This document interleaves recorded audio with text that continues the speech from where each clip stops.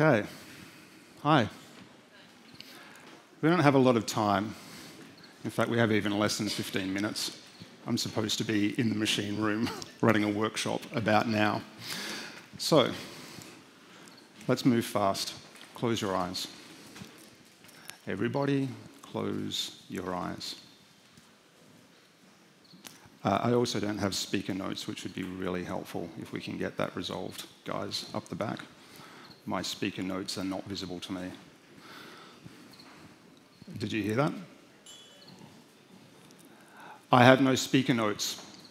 So if we could resolve that, that would be great, and everyone can go back to closing their eyes. I don't need my notes for this part. So following on from what Martin just talked about, and if you can close your eyes, that would be great. Just like roll with it. It's only a brief moment in time. You have to close your eyes. You're going to do it tonight anyway, so. It's 2031. January 1, 2031. Everything has changed. The world as you know it is fundamentally different. And you're waking up and recognizing that everything that you have strived and struggled for, everything that you have fought for, all of the blood, sweat, and tears of years are no longer necessary. You're done. It's over. We're finished. There is no more hunger. There is no more poverty.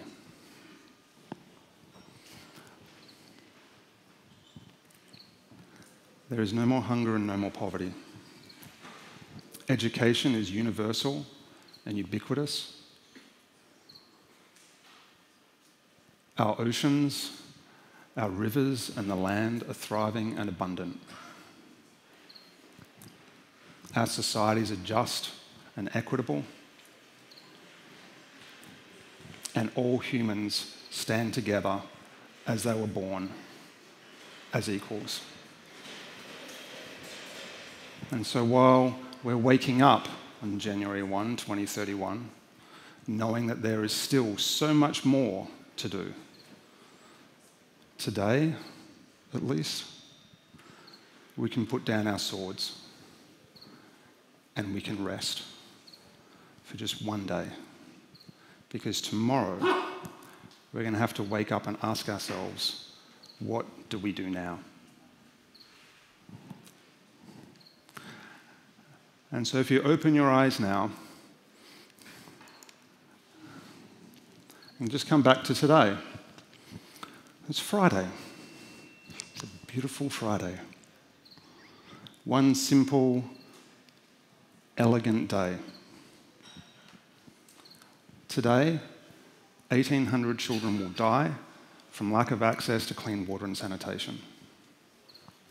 For every minute that I stand here on this stage speaking, one child will die.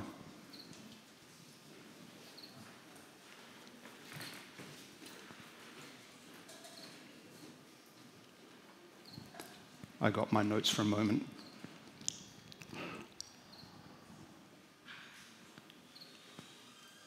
One child will die every minute that I speak. This child has a name. She has a name. He has a face. They have voices. They had a mother and a father, maybe brothers and sisters. They certainly had hopes and dreams and aspirations. And they're dead. And it's not because we don't know how to solve this problem. It's because we haven't. And this makes me really, really angry.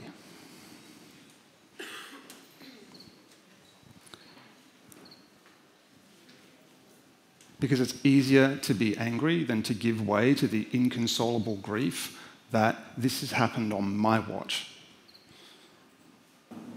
That somehow I have failed to solve this problem.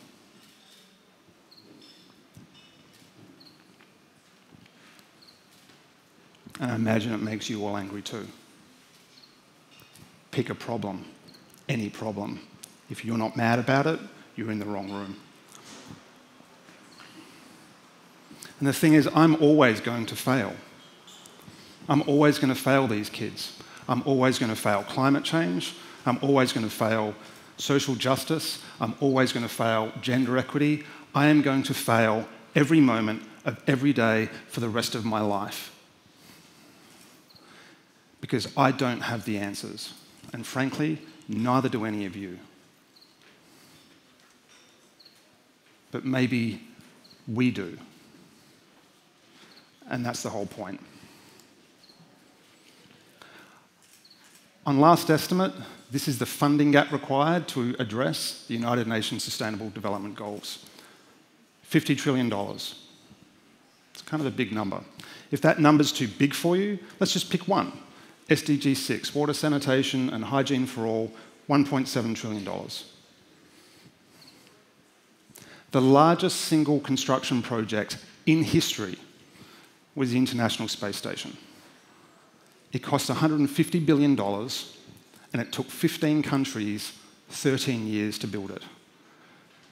$150 billion, 15 countries, 13 years. We've got roughly the same amount of time to mobilise $50 trillion. So how the hell are we going to do it?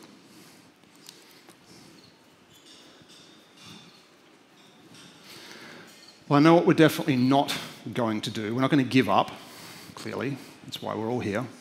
We're not going to give way to rage and grief and go and rock in a corner and cry ourselves to sleep at night.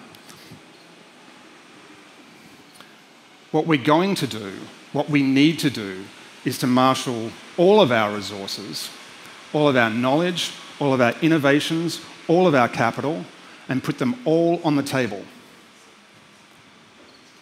And then we need to put them down on one last roll of the dice. Why?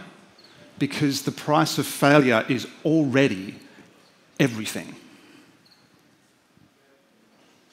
The smartest people in the world are telling us that we are facing a set of existential crises that we do not know how to navigate. The cost of failure is already everything. So what would we do if we knew we couldn't fail? And here's the thing. The math just doesn't add up. That's the problem. We cannot incrementally solve wicked problems. We can't assume that we can take any one of these things, all of the efforts on climate change, all of the efforts on water and sanitation, all of the efforts on education, all of the efforts on gender diversity, and equity, and say that all of that effort somehow magically self-coordinates into an elegant, effective, global solution that actually works. Does anybody disagree with that? If it took 15 countries 13 years and $150 billion and a massive amount of coordination to build the International Space Station, you have to accept that the business of change is broken. Fundamentally, irrevocably, permanently. Because math.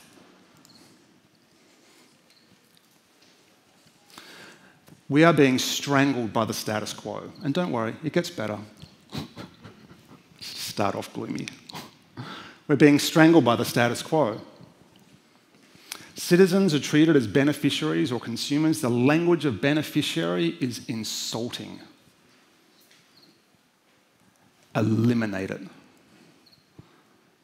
This presumes that human beings do not have sovereignty and agency, that they do not have a meaningful role to play, that they just simply sit at the end of a long chain of trillions of dollars being pumped through governments, multinational corporations, massive non-profits, development finance institutes, and they are just receiving of our wisdom and our largesse. They're not beneficiaries, they're citizens, they're humans with rights, with sovereignty and agency. Funding rewards largely untraceable efforts, I should say, over outcomes. I can't actually read my notes down here. Organisational needs are currently eclipsing mission objectives. The organisation is coming before the mission. It seems reasonable to assert that if you have an organisation trying to solve some part of a wicked problem, sooner or later you're not going to have one. Risk-averse funders stifle innovation, not through any fault of their own, not because they're not making the effort. Frankly, this is one of the most impressive innovation events that I've ever been to. The attitude that GIZ has is right. Christoph stood up here and said, I don't have the answers, I just got a bunch of questions. To come from a funder and an implementation agency of this size, I've not heard that at a conference ever before.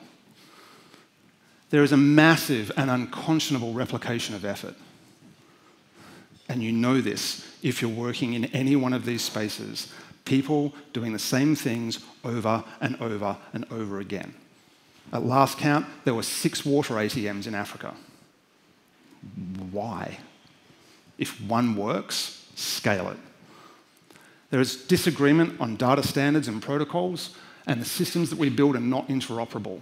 So all of this data, all of this knowledge, all of this wisdom, all these innovations, and all of these solutions are being locked in silos that nobody has any access to. We force the people with no money and no time to chase the people with money and time and make them comply with their systems rather than doing everything that we can to shovel as much money out the door as fast as we can so that they can actually go and do the things that they're trying to do. And there is a massive lack of transparency, accountability, and disclosure, which means that we're not learning. We're not learning from failure, and we're not learning from success. And this is something that we need to change. Now, the good news is that nearly every problem has been solved already. We don't need another new shiny thing. We don't need a new technology. We don't need more technology. We don't need more innovation. What we need to do is take what we already know how to do and make it work everywhere. We need to stop rewarding novelty over utility, competition over collaboration, and outputs over outcomes. We need to stop solving the solved and start solving the unsolvable. So these are 8 key principles that we work with in the work that we do, and we're going to get into this when we get into, if you join us in the machine room, if you're not already too sad. So we're living in a period of profound innovation. People are at the root of that. Huge innovations in human societies, massive transformations in values. This has resulted in 3 key transformations. We've seen huge changes in the way that financial markets work and financial instruments work. It is significantly easier to move money into good. We've seen the rise of purpose-driven legal forms like L3Cs, cooperatives, which have been around forever, continue to be on the ascendance, special purpose vehicles, hybrids of for-profits and non-profits. Governance, legal forms are starting to address this issue. And clearly, as we all know, we are awash in technology. No shortage of good shit happening in the world. So these are the 8 principles. The first is citizen-centered design. We have to place the citizen at the center of the system. We need to respect their sovereignty and agency. Design with them, every human person. And we need to give them ownership and governance of the systems that we build and they co-build with us that are there to serve them. We need to recognize that the problem is not always the problem. In fact, it's usually a symptom. If you think that you know what the problem is, dig deeper. Because I'm fairly certain you're going to come up with a bigger one. And as Madeline said yesterday, we like to solve the problems that we know how to solve. Planet-sized problems will never be solved with planet-sized egos. The planet is bigger than you. And in fact, if we really embrace this work, we have to recognize that this is the work sometimes of lifetimes. We are trying to solve problems that in some cases have been arising for millennia. And in our exuberance and our arrogance, we somehow think we're going to fix it in one funding cycle in 3 to 5 years. And the core question that we ask is, do you want to be the one to do it or do you want to get it done? What matters more to you, being the one to do it or seeing it get done? Embrace your trajectory to irrelevance. In fact, build systems that make you irrelevant. Because systems that depend upon any one participant are fragile. They're not resilient. You need to design yourself out of the systems that you build when you're solving wicked problems.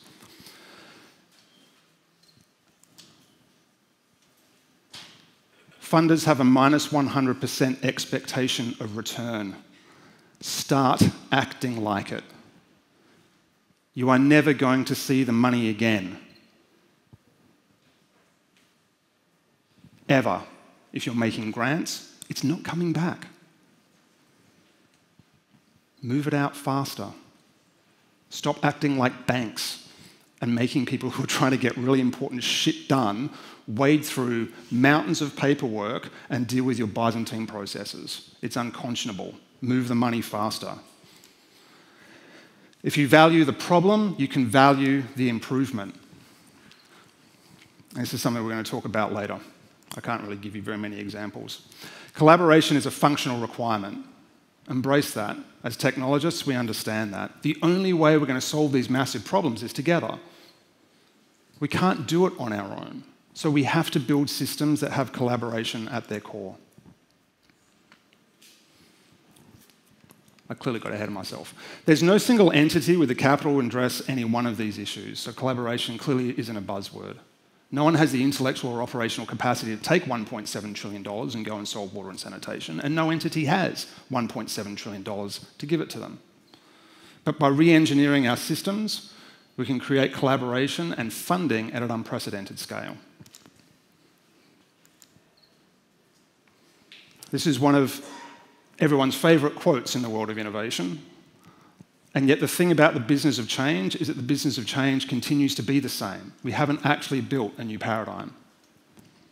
We've described one, a framework, not a platform, that takes innovations in finance, the law, and technology, and looks at how we can bind together the efforts of everyone, everywhere, have them participate, have them be compensated, have them be rewarded, treat them with the sovereignty and agency that they deserve, and actually start to nail these issues. We need to be more loving, we need to be smarter, and we need to take massive, unprecedented, uncompromising, unstoppable action. Or we're all going to go down in a blaze of stupid. It could be lifetimes before we get this. It could be lifetimes before the world as we imagine it becomes the world that is. And that should be okay. We are warriors. We are not kings and queens. We should expect to be left on the battlefield.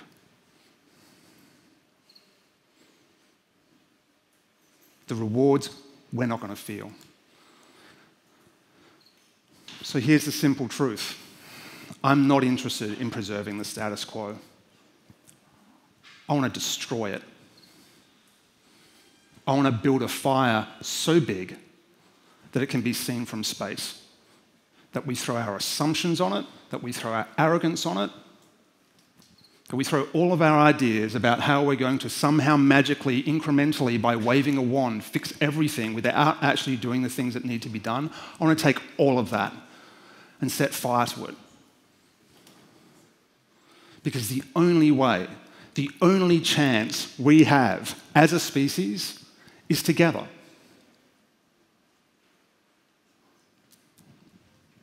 So if you want to explore what this framework looks like, we're going to be in the machine room now. See? Oh, there we go. If you want to read more about the framework, go to trillions.global. And what I would invite as we continue down this path, we, not just me, right? We, is that we be unapologetic, we be unstoppable, and ultimately we be uncompromising. And then, maybe, we might change everything. Thank you.